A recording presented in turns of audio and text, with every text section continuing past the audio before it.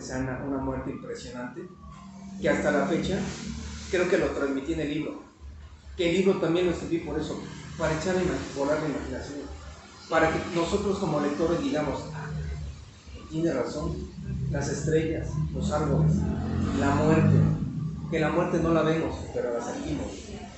Yo creo que refleje esto, y creo que el sentido de mi libro es eso, de que la gente también se imagine, que sienta, que derrame una lágrima, como digo en el libro, ¿no? Que al leerlo, quizás también una sonrisa, ¿por qué no también? O sea, con las travesuras de Diego, sentir la adrenalina de la mina, ¿no? Sentir esa angustia de la muerte, ¿no? Sentir cuando pasamos a Estados Unidos de un lado a otro, ¿no? Atravesando el freeway, por ejemplo, ¿no? Eso, es lo que quiero transmitir, eso, que la gente no solo lea, imagine, que también sienta, ¿no?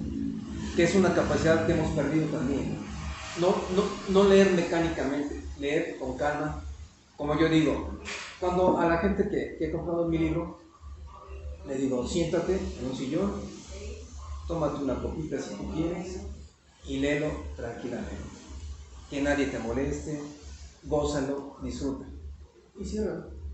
Mañana leerás otro capítulo, así, poco a poco, ¿no? Es para disfrutarlo, no es para leerlo. Se puede leer en una sentada, claro, pero es un libro que si quieres lo puedes regresar a leer otra vez el primer capítulo, y si quieres vete a la mina, si quieres vete a Estados Unidos. No tiene una cronología, digamos, ¿no? No tiene tiempos, tiene espacios más que nada. Que el lector lo lea y diga, mira, quiero leer cuando dominó al toro, por ejemplo, ¿no? Quiero leer Los niños en el arroyo, quiero leer cuando estuvo en la Ciudad de México, ¿no? Quiero leer cuando vivió en la vecindad, por ejemplo.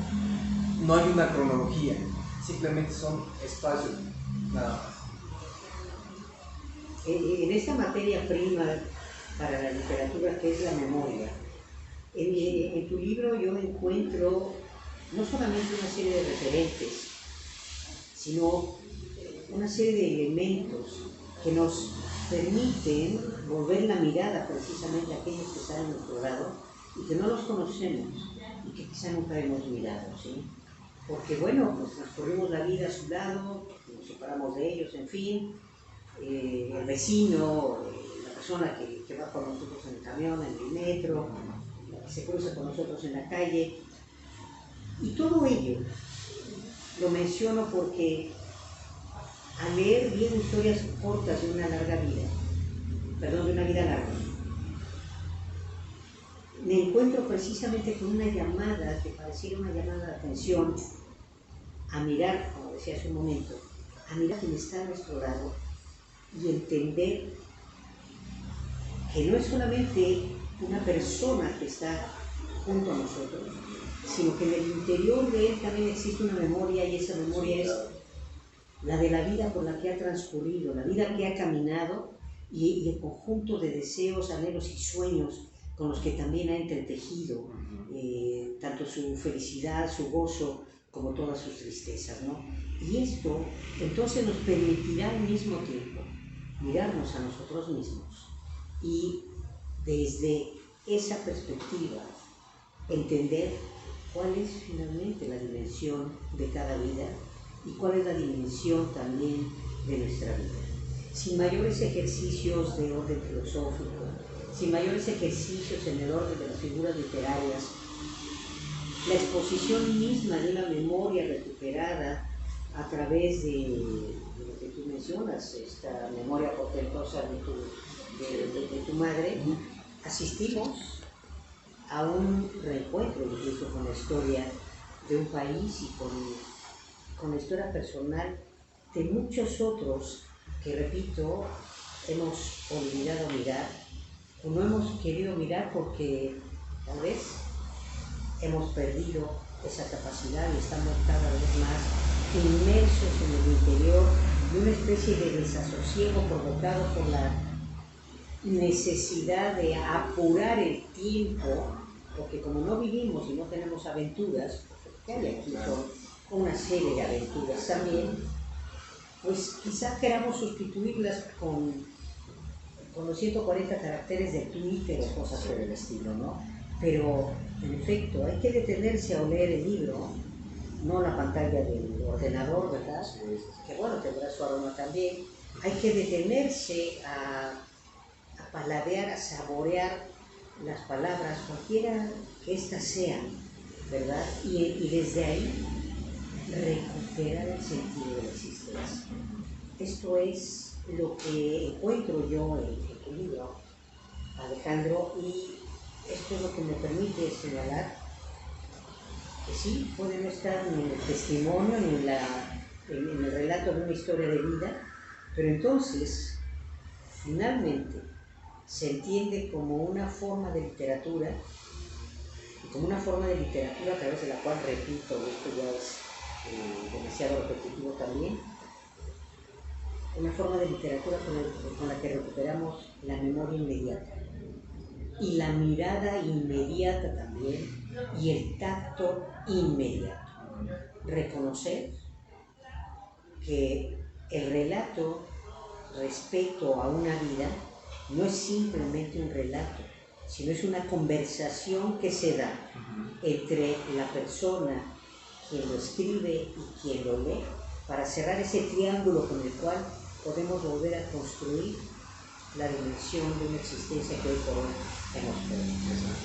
Yo me permito mencionar todo eso respecto a tu libro y pues no sé si quisieras agregar algo más, Gregorio, nuevamente como editor, ¿verdad? Porque entendemos cuál fue la intención de Agua Escondida para publicar este libro, ¿no? Fíjate que puede sonar pretencioso, pero ya que insistes, te diré que quizás este sea un gran ejercicio de transformar un buen manuscrito, en una muy buena obra. Ya te conté el contacto inicial con Alejandro, ya luego, cabrón, estaba desesperado. Oye, ¿cuándo? Porque le había dicho, no, yo creo que en un mes, dame chance. Sí. Pero honestamente fue como encontrar como dije al inicio, una beta muy buena en una mina. Y yo no sé si fueron 2 meses o más lo que me llevó a hacer la edición literaria. Porque yo sabía que había materia ahí prima, valiosa. Sin embargo, sí hicimos una metamorfosis de esa materia que nos llevó a lo que terminó. Pero tomando el sentido de tu pregunta es esa, realmente fue un reto y yo sí lo voy a decir claramente, no para darme aureolas de un gran editor, sino simplemente para decir lo que he dicho antes, que la gente se permita adentrarse en una gran obra que tiene tintes literarios y que quizás en su inicio no lo buscó.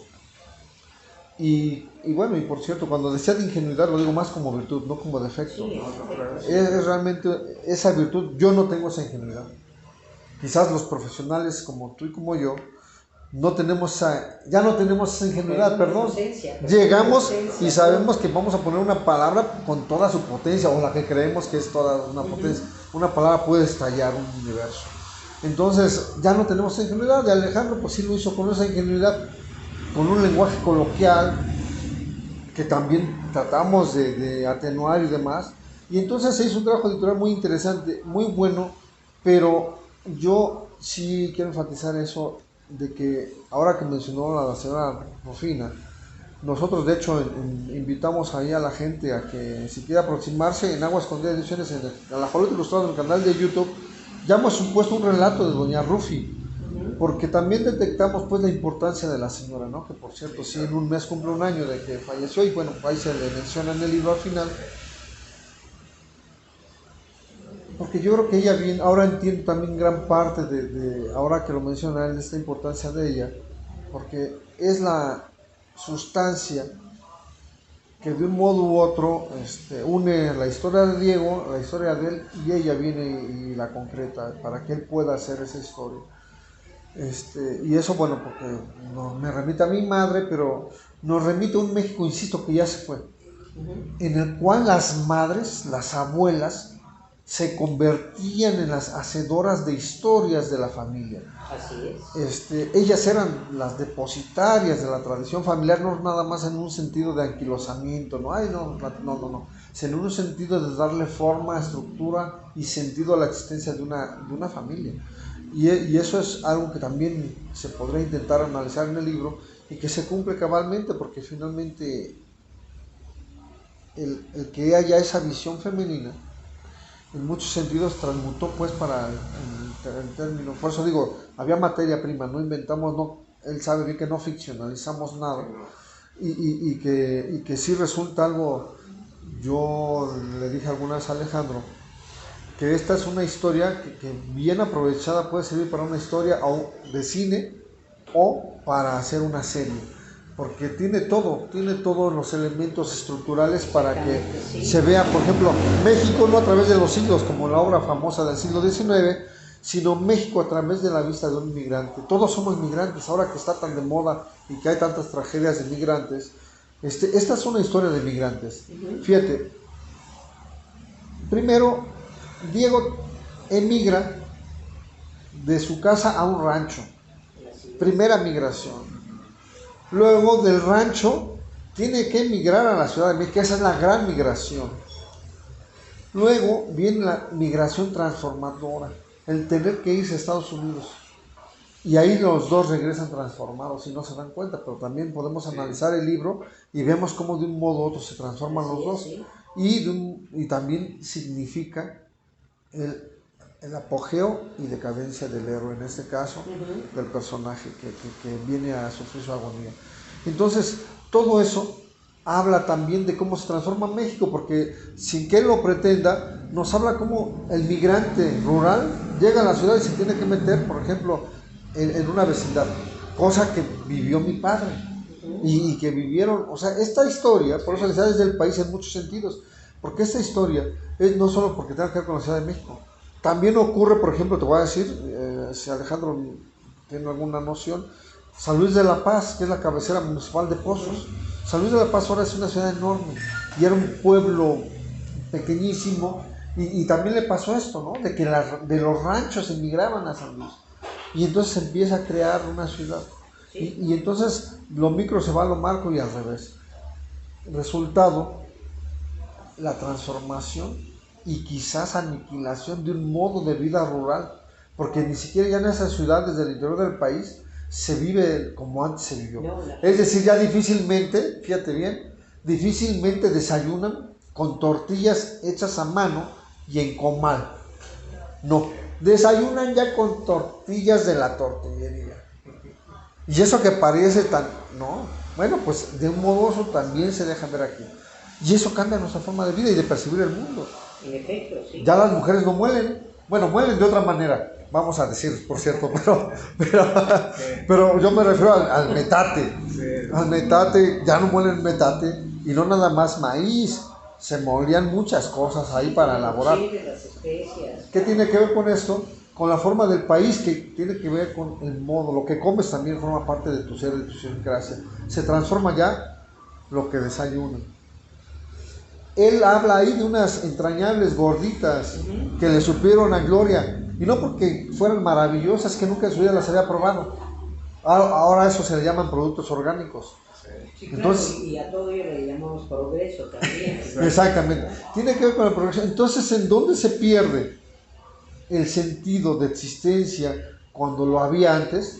Es decir, en una población rural o en un pueblo, el sentido de existencia normalmente era sembrar la tierra y ser agricultor y reproducir, digámoslo así, el modo de vida, es decir, cumplían cierta edad y tenían que formar pareja y formar familia, etc. Ya después empiezan a emigrar algunos norteños y dicen algunos que regresan y le dan la madre al modo de vida tradicional.